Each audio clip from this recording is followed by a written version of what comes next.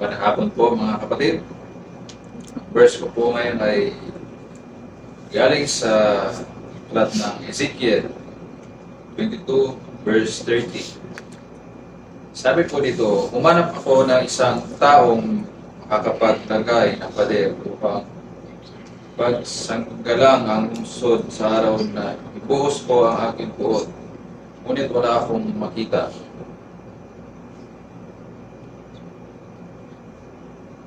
Ang pinintindi po sa akin ng Panginoon sa verse 1 dito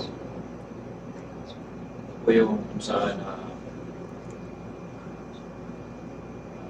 yung bansang Israel ay punong-puno ng kasamaan at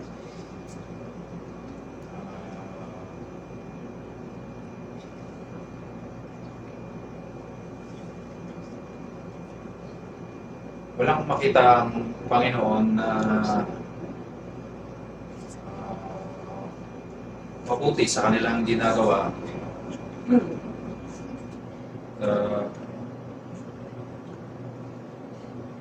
Ito yung parang pader na maraming pader na nilalagyan ng pintura para matakpan yung kanilang mga kasalanan. Ang sabi ng Panginoon, kung may pader man na isang pader na pwedeng ilagay doon, siguro ito yung halimbawa isang righteous na tao, kung may makita man siya doon, ay hindi niya ibubuhos yung kanyang galit at puot sa bayan na yun. So sa ating buhay, habang tayo ay nandito pa sa mundo na ginagalawan natin, hindi talaga natin maiwasan yung temptation sa ating buhay.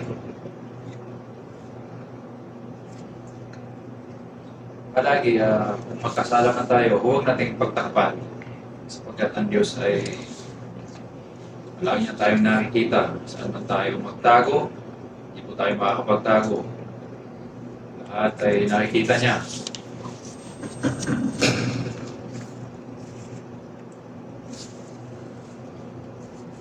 Palagi, kung tayo man ay magkakasala, lumapit tayo sa Panginoon at humingi ng kapatawaran sa ating mga kasalanan. Praise the Lord.